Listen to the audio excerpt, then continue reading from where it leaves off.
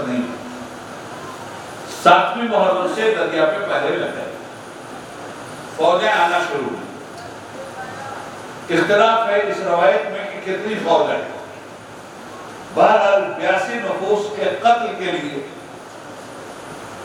کم سے کم 5000 سے لے کر 22000 تک کی فوج کربلا میں اتار دی۔ نہر فرات پہ پہرا لگا اور پانی نے سکینہ کی روح کو آواز دی، پانی سکینہ کیسے ملے، کس طرح سے تیری پیاس بجھے، ہے نہر پہ دشمن کی فوج ہے فولاد کی دیواروں کی طرح۔ پھر یہ 3 دن بھوکے پیاسے شہداء نے استقامت فی الدین کا وہ مظاہرہ کیا ہے کہ وہ فرشتے جو کل کہہ رہے تھے وَيَسْفِكُ الدِّمَاءَ، یہ خون خرابہ پھیلانے والا انسان، یہ زمین پر فساد کرنے والا انسان، ہم تیری تسبیح و تقدیس کرنے والے فرشتے، قَالَ إِنِّي أَعْلَمُ مَا لَا تَعْلَمُونَ، فرشتوں ہم وہ جانتے ہیں جو تم نہیں جانتے۔ نتیجے میں بار بار فرشتوں نے دیکھا کہ جس انسان پہ تبصرہ کیا تھا انہوں نے، اس انسان کے فرشتوں نے یزیدیت کو تو دیکھا تھا، حسینیت پردہ صفا میں تھا، نورودیت کو تو دیکھا تھا، خلت پردہ صفا میں تھی، فرعونیت کو تو دیکھا تھا، موسیٰ پردہ صفا میں تھے، ابو جہل کو دیکھا تھا۔ یعنی اس کیریکٹر کے انسانوں پر ان کی نظر تھی، مگر ان پر نظر نہیں تھی فرشتوں کی، جو آگ میں جا کے عبادت کا مزہ لے رہے تھے، جو بیوادی غیر ذی زرعین کی منزل میں مولا کی اطاعت کر رہے تھے، اور ہر طرف پر فرشتوں سے قدرت مخاطب تھی۔ فرشتوں یہ وہی انسان ہے، اس کے 2 رخ، تم نے اس کا نیگیٹو رخ تو دیکھا تھا، ذرا اس کا پوزیٹو رخ بھی تو دیکھو، کس طرح سے اپنی قربانیاں میرے نام پر دے رہا ہے۔ حضرات آخری وقت امام پاک کا آتا ہے، ایک ایک کر کے لوگ شہید کیے جاتے ہیں، مگر جو بیعت مانگی تھی یزید نے، کیا وہ بیعت کسی صحابی نے کر دی؟ قسم خدا کی مفہوم میں بیعت کو سمجھنے والے اہل بیت اور اہل بیت کے اصحاب کو سلام، کیا مفہوم بیعت سمجھا تھا انہوں نے؟ آج تو بیعت چند ہزار روپے لے کر کے لوگ کر موجودہ حکومت کی، ارے آدمی تو آدمی بیعت کر رہا ہے، مشینیں بھی بیعت کر رہی ہیں، اور ڈالو کسی کو ملتا ہے ان کو، مگر واہ کیا بیعت کو سمجھا تھا۔ ایک ایک بچے نے جان دے دی، کسی کی بیعت نہیں کی، اور نتیجے میں آخری وقت جب امام پاک کا آتا ہے، رات میں شب شہادت، دونوں بھائی بہن ایک مرتبہ کو سوچ رہے ہیں، بہن اٹھی اور بھائی کے پاس سیدہ زینب، اور آ کر بھائی کی گردن کو بوسا دیا بہن نے، اور اپنی جگہ بیٹھے۔ پھر تھوڑی دیر میں امام اٹھے اور جا کر اپنی بہن کی کلائیوں کو بوسا دیا۔ اب یہ فلسفے ہیں نا سب۔ تو امام نے پوچھا بہن، آپ نے میری گردن کو کیوں بوسا دیا؟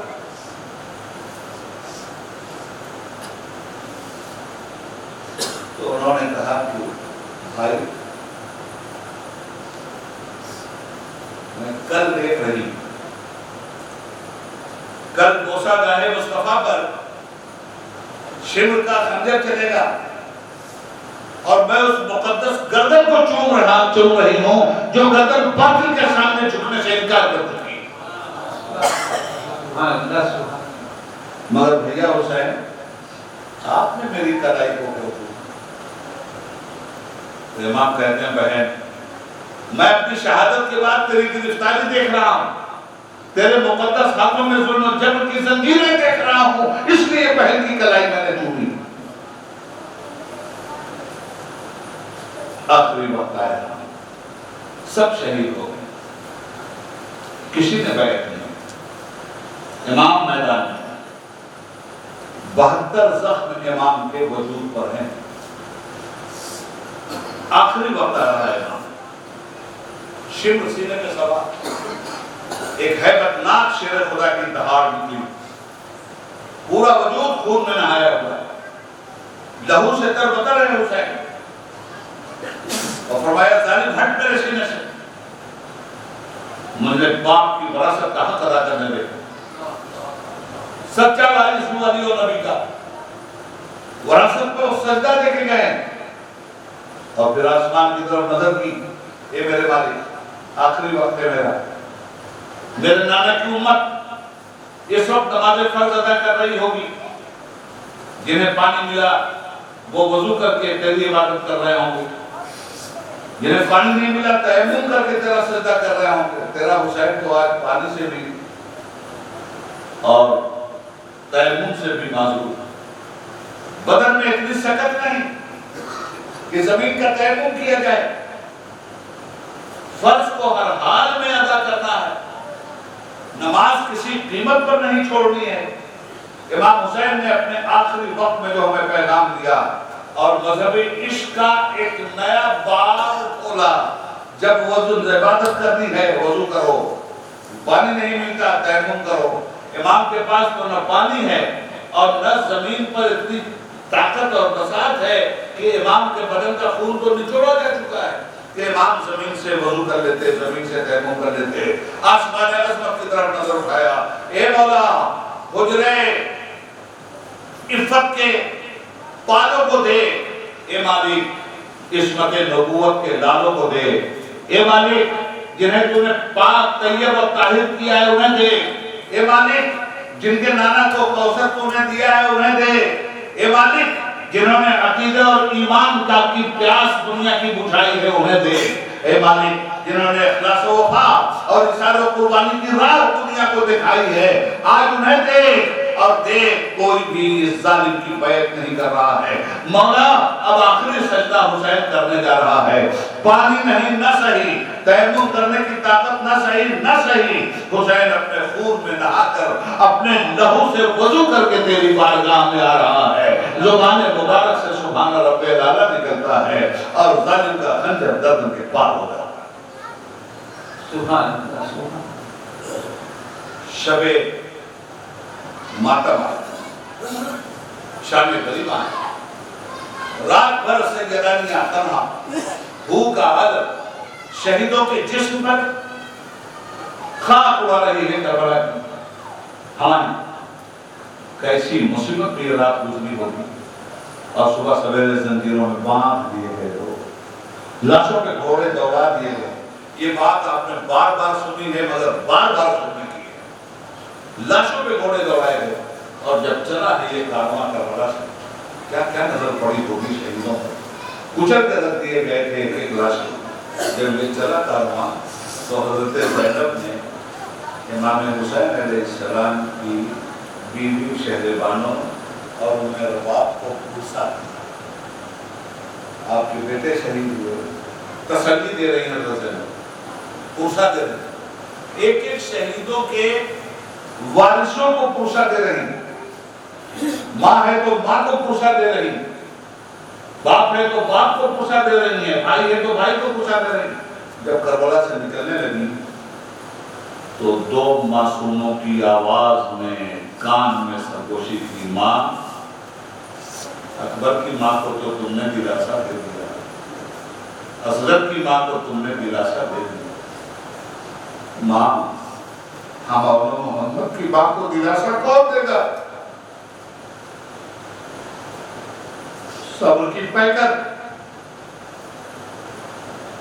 خاتون جنت کی شہزادی, صبر و استقامت کا وہ پہاڑ ہے کہ مولانا میں اکثر و بیشتر کہتا ہوں کربلا کے سب سے بڑے شہید کا نام ہے زینب پاک. لوگ حیران ہوتے ہیں کہ میں یہ بات کیوں کہتا ہوں. میں اس لیے کہتا ہوں کہ گردنیں جن کی بھی کٹی ایک بار کٹی, اس کے بعد گردن نہیں کٹی. جسم و جان کی گردن ایک بار کٹتی ہے اور آدمی ایک بار شہید ہوتا ہے. زینب تو کنٹینیو شہادت پہ شہادت دے رہی ہے. جب حسین کی گردن کٹی تب تیری شہادت ہو گئی. جب علی اکبر کی گردن کٹی تب تیری شہادت ہو گئی. جب حضرت اصغر کی گردن کٹی تب تیری شہادت ہو گئی. جب قاسم نوشاد لوٹے گئے تب تیری شہادت ہو گئی. جب تیرے بچے اور لائے گئے تیری بارگاہ میں تب تیری شہادت ہو گئی.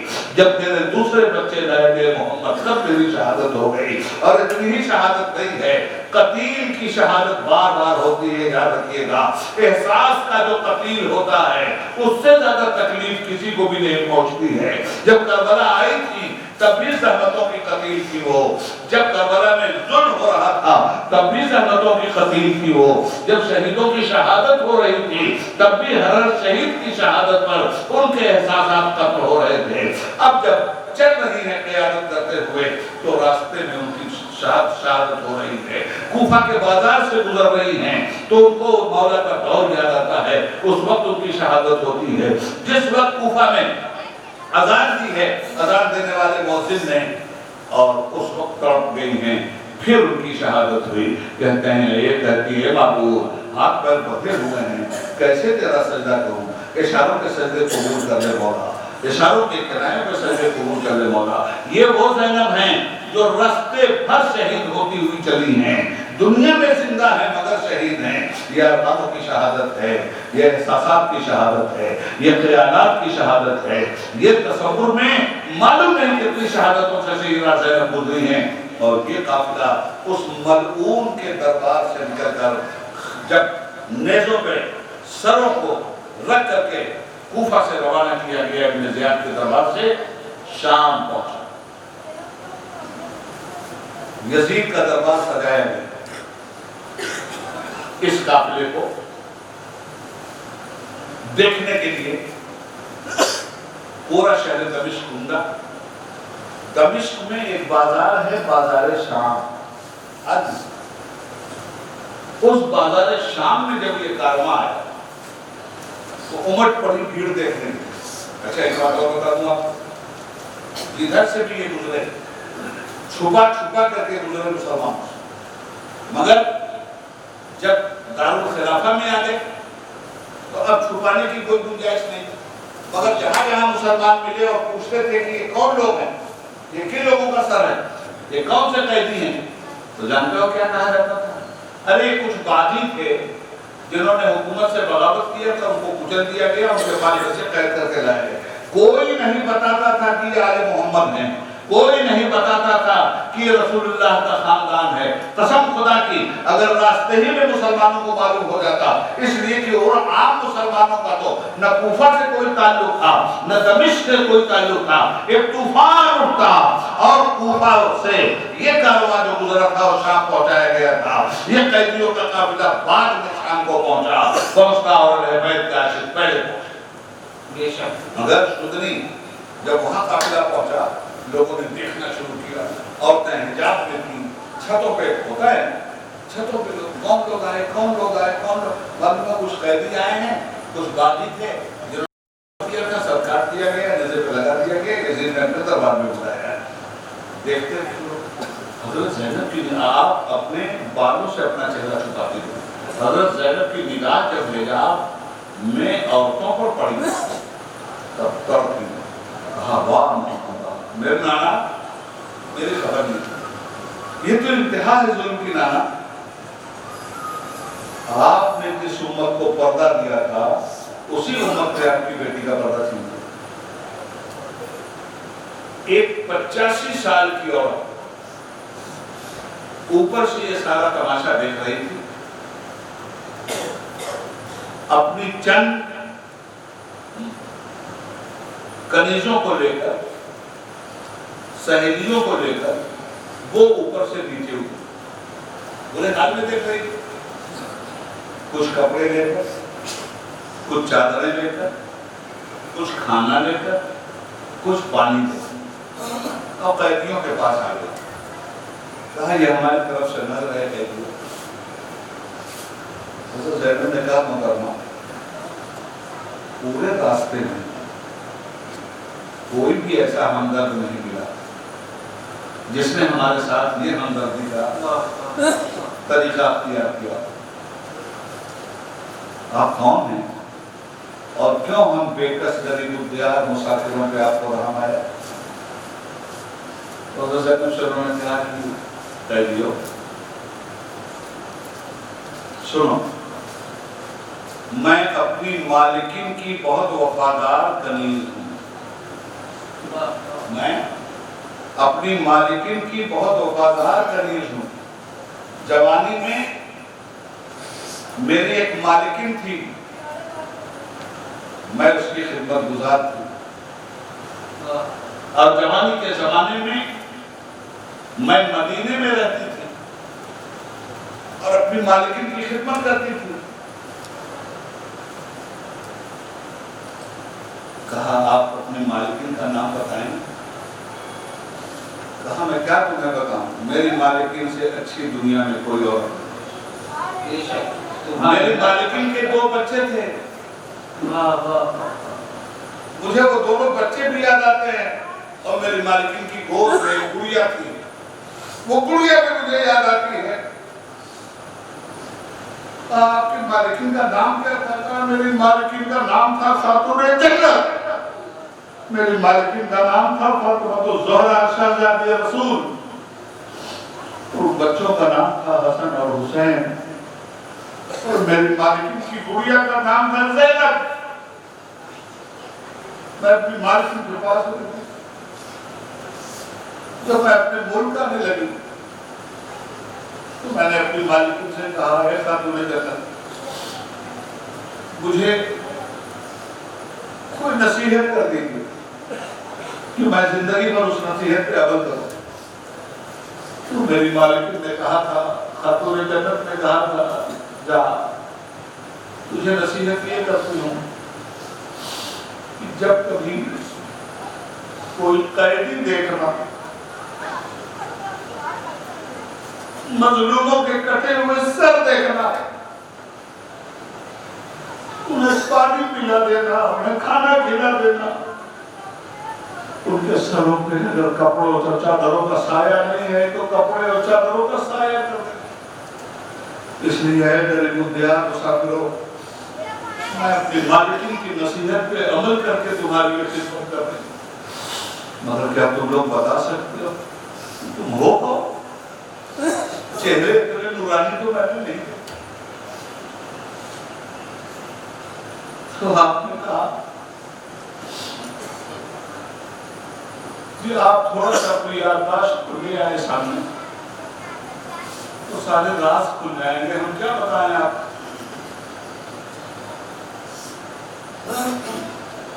اس سر پہ نگاہ ڈالیے تو میزے پہ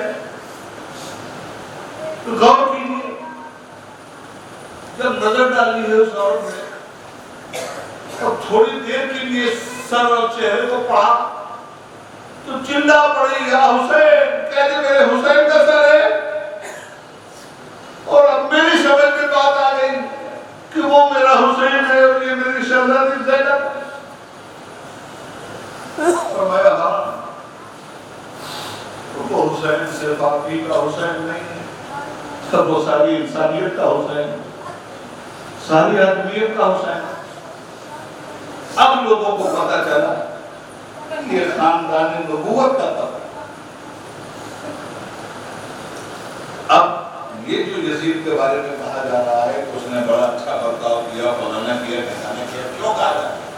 مسئلہ بڑی عجیب ہوتی ہیں، کیا مودی قرآن کی آیت نہیں پڑھتا؟ ہر ظالم اپنے ظلم کو چھپانے کے لیے عوام کو دل فریب دھوکے دیتا ہے۔ یزید نے اگر اہل بیت نبوت کے ساتھ اور قیدیوں کے ساتھ کوئی حسن سلوک بھی کیا ہے تو اس بنیاد پر نہیں کہ ان کے ساتھ کوئی محبت کی، اس بنیاد پر زینب پاک کے خطبے نے یزید کی حکومت کی چولے ہلا دی تھی۔ دربار یزیدی میں جب جناب پاک کا پرجلال خطبہ علی کی زبان میں جاری ہوا، اسی دوران ایک شامی آیا اور امام حسین کی بیٹی صرف حضرت سکینہ ہی نہیں تھی وہاں، ایک اور جوان بیٹی، ان پر اس شامی کی نظر پڑی اور اس نے یزید سے کہا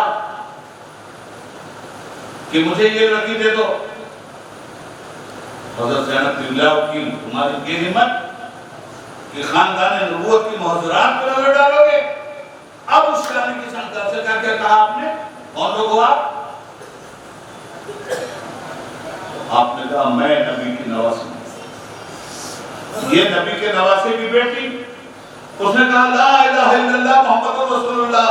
شہزادی معاف کر دو، اس کتے یزید نے کن لوگوں کو قتل کیا ہے اور کن لوگوں کو قیدی بنایا ہے، لعنت ہے اس کے اوپر۔ اسی وقت گرفتار کر لیا گیا اور وہی سامنے دفن ہوا۔ اس پوری کہانی کا اختتام ہمیں بتاتا ہے کہ کبھی ظلم سے صبر ہارا نہیں ہے اور کبھی صبر سے جب جیتا نہیں ہے۔ جب آئے مقابل تمہاری رسیدی مثال شہید کربلا دیتے رہنا۔ آج گناہ کے ساتھ جو احساس گناہ ہم جیسے مسلمانوں میں موجود ہے، یہ ضمیر کو آزاد کروانے والے حسین کی وجہ سے۔ ظلم کے ساتھ آج اگر مسلمانوں میں احساس ظلم نہیں موجود ہے تو یہ ضمیر کو زندہ کرنے والے حسین کے نام سے ہے۔ یاد رکھنا اس بات کو، یزید چاہتا تھا کہ ظلم کے ساتھ احساس ظلم بھی فنا ہو جائے اور گناہ کے ساتھ مسلمانوں کا احساس گناہ بھی فنا ہو جائے۔ اور جب ظلم کے ساتھ احساس ظلم ختم ہو جاتا ہے تو ظالم کو ہدایت نہیں ملتی۔ گناہ کے ساتھ احساس گناہ جب ختم ہو جاتا ہے تو گناہ گار کو ہدایت نہیں ملتی۔ ہدایت ان کو ملتی ہے جن کے پاس ظلم کے ساتھ احساس ظلم موجود ہو اور گناہ کے ساتھ احساس گناہ موجود ہو۔ امام حسین نے یزید کا مقابلہ کر کے آنے والی امت مسلمہ کو نسلوں تک یہ کم سے کم ضمیر کی آزادی تو ضرور دیتی ہے کہ اگر مسلمان گنہگار بھی ہے تو یزید کی طرح اپنے گناہوں پہ اکڑتا نہیں ہے بلکہ شرمندہ ہوتا ہے۔ مسلمان اگر کہیں سے ظالم ہے اور اس کو احساس دیا جائے کہ یہ ظلم ہے تو احساس ظلم اسے ظلم کے درجہ سے نکال کر ساحل صبر و عدل پر لے آتا ہے۔ یہ کس نے دیا ہے؟ یہ اس قربانی دینے والے شہزادہ خلیل اللہ علیہ السلام اور شہزادہ حبیب اللہ علیہ السلام نے دیا ہے، جس کو آج ہم امام حسین علیہ السلام کے نام سے جانتے ہیں۔ آج مسجدوں میں یہ پمپیں چل رہے ہیں آپ کے، یہ لائٹیں چل رہی ہیں آپ کی جو بجلی کے پاور سے چل رہی ہیں، مگر جب یہ لائٹیں نہیں تھیں حرم میں، جب یہ لائٹیں نہیں تھیں مسجدوں میں تو مسجدوں میں چراغ جلتے تھے، اور چراغ کی بتی کب تک جلتی ہے؟ جب تک چراغ میں خون ہوتا ہے، وہ تیل ہوتا ہے، تیل ختم چراغ کی لو بجھ گئی۔ تو دنیا کے چراغ اگر دنیا میں روشنی کا سبب بنے ہیں تو تیل کی وجہ سے بنے ہیں، مگر جب دین کا چراغ یزید بجھا رہا تھا، جب حرم کا چراغ یزید بجھا رہا تھا، تو حرم کا چراغ تو ہمیشہ قربانیوں کے تیل سے جلا ہے، قربانیوں کے خون سے جلا ہے۔ اس لیے یہ کہہ کے اپنی بات ختم کر رہا ہوں، لو تھر تھرا رہی تھی حرم کے چراغ کی، زہرا کے لال اپنا لہو دان کر گئے۔ وآخر دعوانا ان الحمد للہ۔ سلطان اولیاء کو ہمارا سلام ہو، جانان مصطفیٰ کو ہمارا سلام ہو، جانان مصطفیٰ کو ہمارا سلام ہو۔ عباس نامدار ہے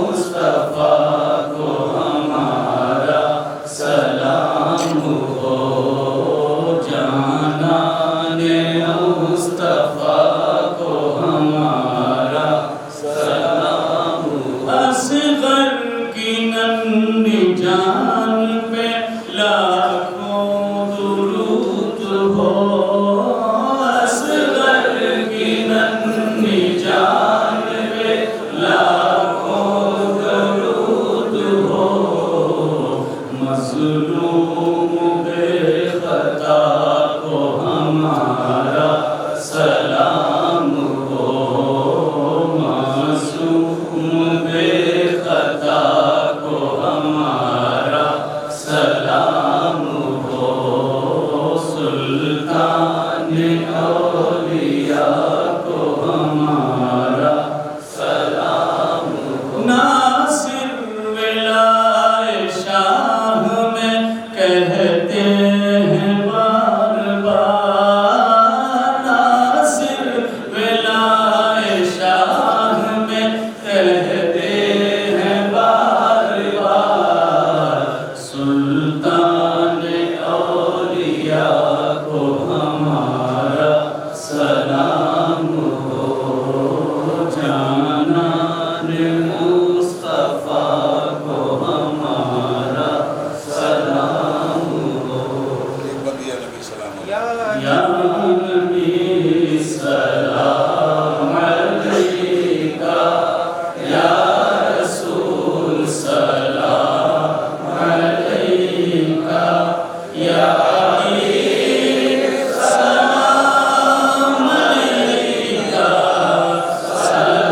صلوات اللہ علیکہ۔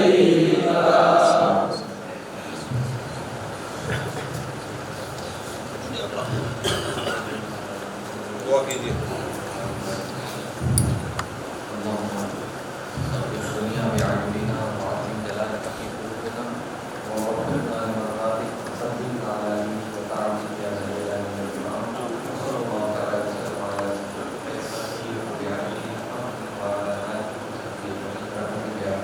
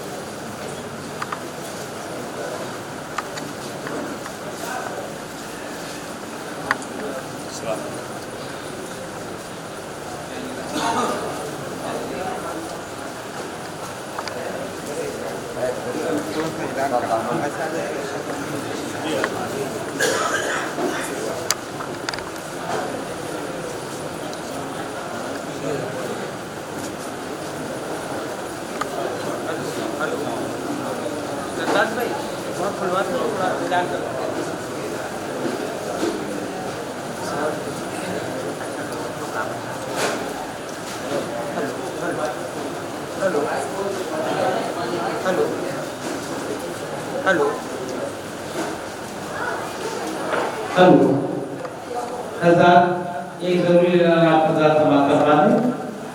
پیغام زندہ کانفرنس 26واں سال جو بعد منڈی میں اس کا انعقاد کیا گیا ہے 5 اکتوبر 2019 بعد نماز عشاء۔ آپ تمام حضرات سے مطمئنہ گزارش ہے کہ آپ حضرات پیغام زندہ کانفرنس میں تشریف لے آئیں اور ثواب تعالیٰ حاصل کریں۔ حضرات 5 اکتوبر بروز سنیچر بعد نماز عشاء بمقام بعد منڈی نواز پورہ الہ آباد میں ایک خوبصورت اجلاس پیغام حسین کے نام سے ہو رہا ہے۔ آپ تمام حضرات اس میں شرکت کرنا ہے۔